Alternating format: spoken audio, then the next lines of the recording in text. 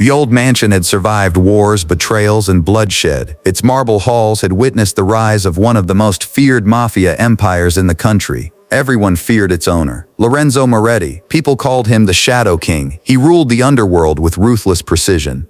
Rival gangs disappeared overnight. Corrupt politicians obeyed him without question. Even the police avoided crossing his path. Yet there were only two people who could melt his icy heart: his 7-year-old daughter, Sofia, and his 5-year-old son, Matteo. After their mother died in a tragic accident, Lorenzo became both father and protector.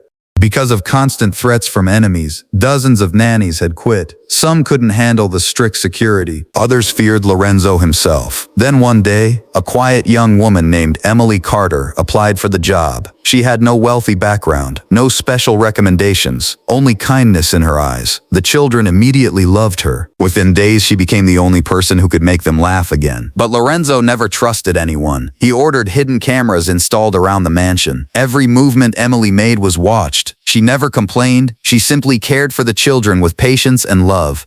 Weeks passed peacefully, until one terrifying night. At exactly 3 a.m., Lorenzo suddenly woke to horrifying screams echoing through the mansion. "Daddy, help us!" His heart nearly stopped. He grabbed the pistol from his bedside table and rushed into the hallway. Security guards flooded the corridors. "What happened?" "No idea, boss." The screaming grew louder. It came from the children's bedroom. Lorenzo kicked the heavy wooden door open. What he saw made him freeze. Emily was sitting on the floor with both children wrapped tightly in a blanket. She wasn't screaming. She wasn't panicking. She was softly singing an old lullaby. The children clung to her as tears streamed down their faces. "Daddy," Sophia whispered, "someone is inside the walls." The room fell silent. Lorenzo searched every corner. Nothing. Then, knock, knock, knock. 3 slow knocks echoed from behind the bedroom wall. Every guard aimed their weapons. Another knock. Emily calmly looked toward the fireplace.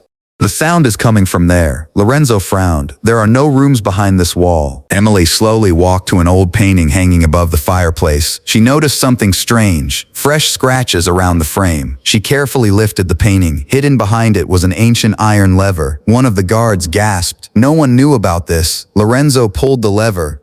With a deep rumble, part of the stone wall slowly slid open. Behind it, a narrow, secret tunnel disappeared into darkness. Cold air rushed into the room. Someone had been using it recently. Fresh footprints covered the dusty floor. Lorenzo's expression hardened. He ordered 10 guards inside immediately. Minutes later, gunshots exploded beneath the mansion. Bang, bang, bang. The children screamed again. Emily covered their ears and held them close. After several tense minutes, the guards returned. One of them was bleeding. "We found surveillance equipment hidden throughout the tunnel." Another guard held up several cameras. "They've been spying on your family."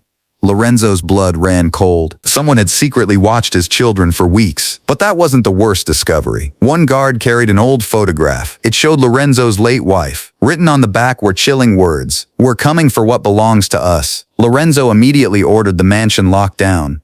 No one entered, no one left. Everyone became a suspect, except Emily. She stayed beside the frightened children all night without asking for rest. The next morning, Lorenzo reviewed every security camera. He expected to find proof against Emily. Instead, he watched her checking every window before bedtime, reading stories to the children, making sure they smiled. Then he noticed something shocking. At 2:57 a.m., just 3 minutes before the screams, Emily suddenly looked toward the fireplace as if she had heard something. She quietly moved the children away from the wall. Only seconds later, the knocking began. She had sensed the danger before anyone else. Lorenzo finally realized something. Emily hadn't endangered his children. She had saved them. For the first time in years, the feared mafia boss looked someone in the eyes and quietly said, "Thank you." Emily smiled gently. "I promised their mother I would always protect them." Lorenzo's face turned pale. "What did you say?"